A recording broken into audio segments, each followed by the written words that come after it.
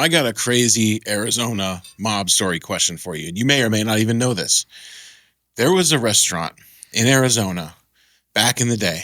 It was called Ernesto's Backstreet. It was on, I want to say, Indian School.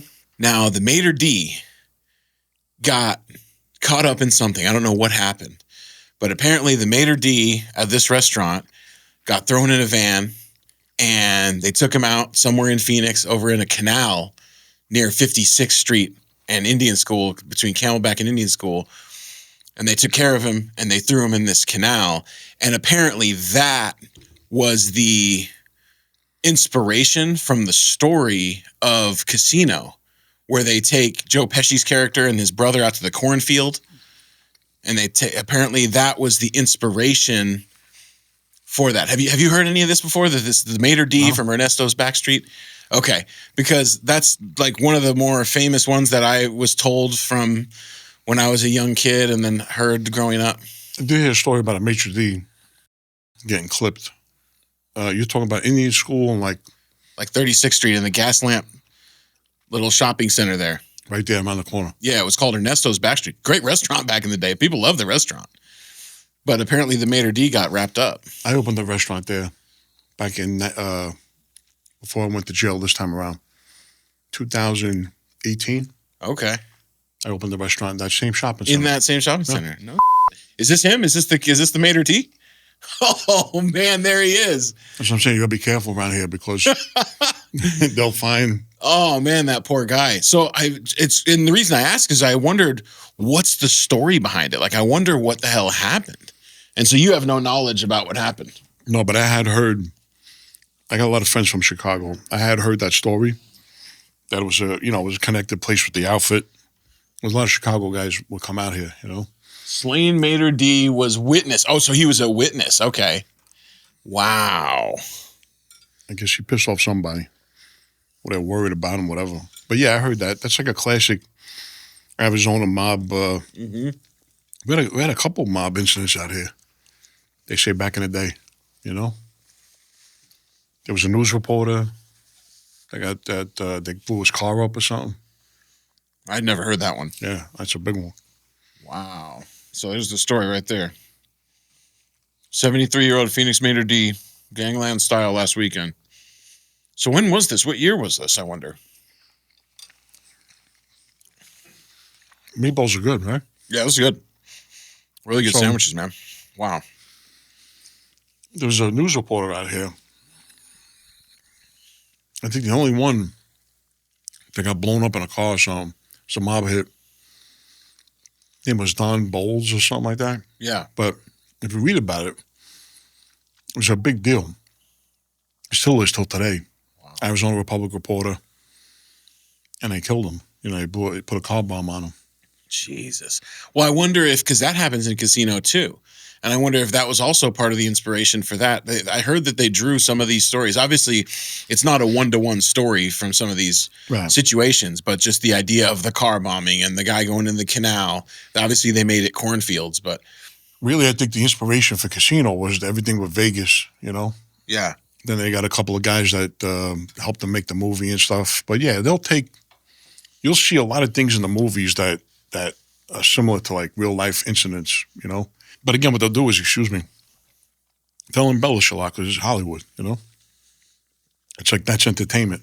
There's a reporter out here, the one who exposed me, blew me out of the water. He wrote about me like it was his job. Well, it is his job, right?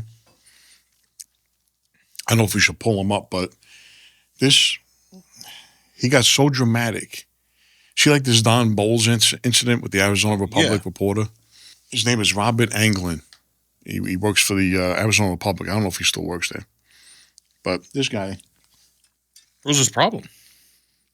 Exactly right. I don't know what his problem was. He was just trying to further his career. If you pull him up, he's got a bald-headed guy. His claim is that he was down by 9/11 when the 9/11 happened, He claims he was a couple blocks away from when it happened. I don't know if I believe that, but who knows? But how did he relate that back to you? I'm going to get into it I don't want to veer off because I could talk about this guy for hours. But he seen an opportunity. You know, he did a story on Toby Keith restaurants. Okay. He found out my true identity. You take country music superstar Toby Keith. You take Frank Gioia Jr., ex-mafia member, Lucchese crime family, and then Frank Capri, witness protection program. Well, it makes for a great story, right? So this guy took it and just ran with it. I mean, he did a lot of work on it. The only thing I would say is that the guy really I mean, like I said, it was his only job to do. But what was funny was, when you start reading about it, there were people in the beginning saying, "Hey, ain't you worried about, putting a story about this guy and stuff like that?" So he was playing up to it, this moron. He was like, when I get up in the morning, I'm getting a remote control starter for my car because, you never know. Come on, fucking stupid. And then he would, what a clown. Yeah, exactly, a clown, right? Then he would mention Don. That's how I learned about this Don Bolles, whatever. The reporter that got blown up, right? So he was playing into that, like, oh, there's a dangerous job I'm doing reporting on. Yeah, here he is, my buddy. He always with these shirts, he talks about me committing crimes. The only crime that was committed in this whole thing was him wearing these shirts. Fucking criminal. Oh man, with the shirt. So anyway, I would love to listen. There's no ill will with the guy. I would love to have him here and sit down and have ask me anything, and go back and forth with him. This guy was playing into that whole thing, like, oh, look at the risk I'm taking. Look at I'm laughing my ass off, going, you fucking moron,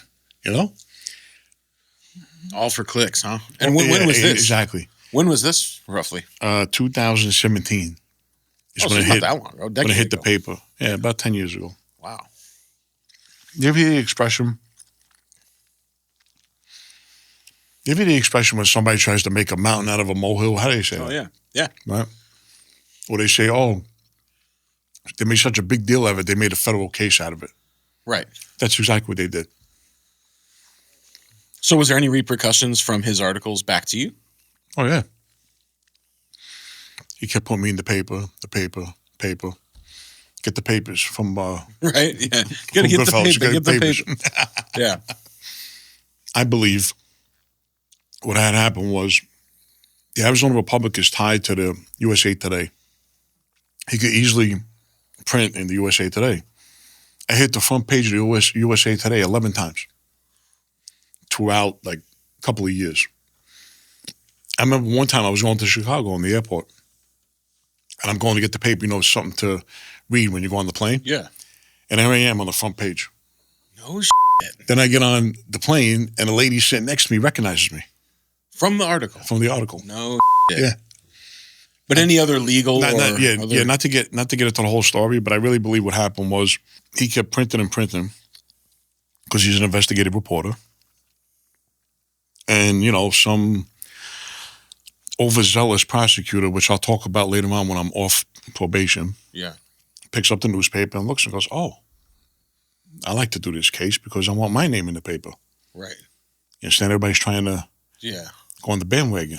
Jesus. And you can indict a ham sandwich, You can indict I don't know if you can indict an Italian stallion sandwich, but you can indict a ham sandwich. You know what I mean? Jeez. And I got indicted. I went to jail. I pled guilty to 5 years. I had to plead guilty to stuff that I really didn't even do just to get out of there. Yeah. And I'm home now. Wow. But I got 7 more months of, I got months left, less than a year of supervised release. So this is all within the past decade. I don't think I realized that. Holy smokes, man. Yeah.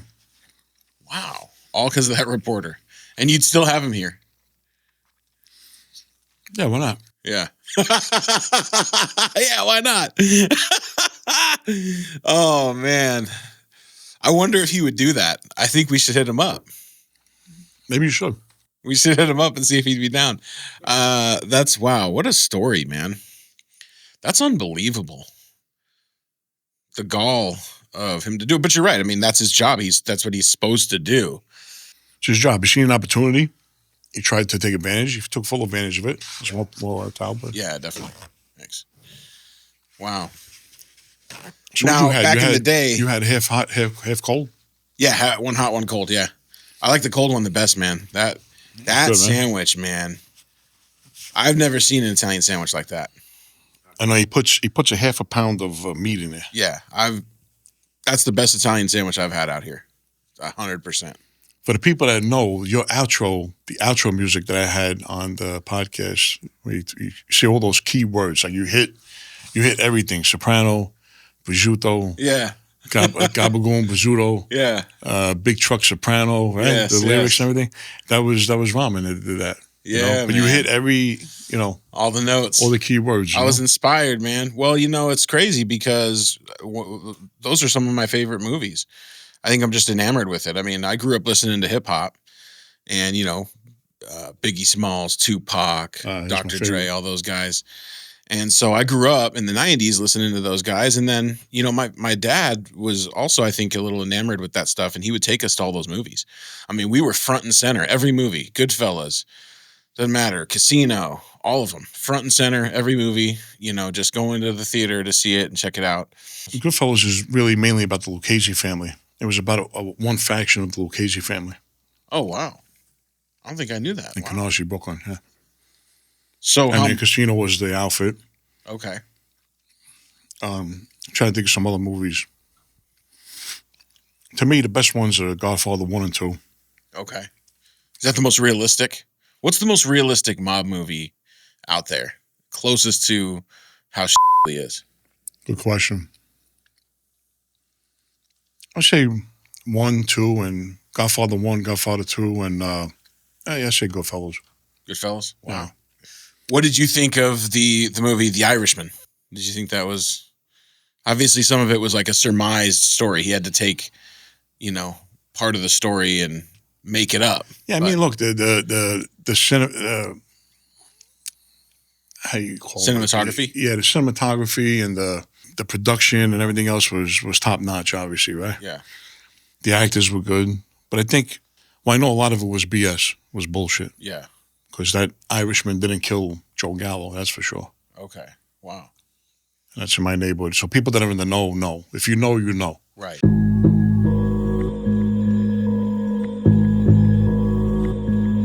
You fuck around and playing with the wrong pistol. My shit got a broken safety. Flow sumo, this ain't a game, Uno. Shout out to my Usos, killing bills like Uma. Balls travel from Pluto, big truck soprano, gabagool and prosciutto, kicking ill like judo, judge and jury like Judy. Hoes think they knew me, flows flow through me. Nike gray hoodie, contemplating money, bees swarming like honey. Watch your little homie filter through the phonies. Shout out to Tony, white girls with the yayo, pistol with the potato, departing suckers like Leo, getting dough like Philo, ops end up like Greedo, always roll solo, prime rib with the vino, flow Jurassic like Dino, game long as DeVito, AZ always sunny, but ain't shit really fun.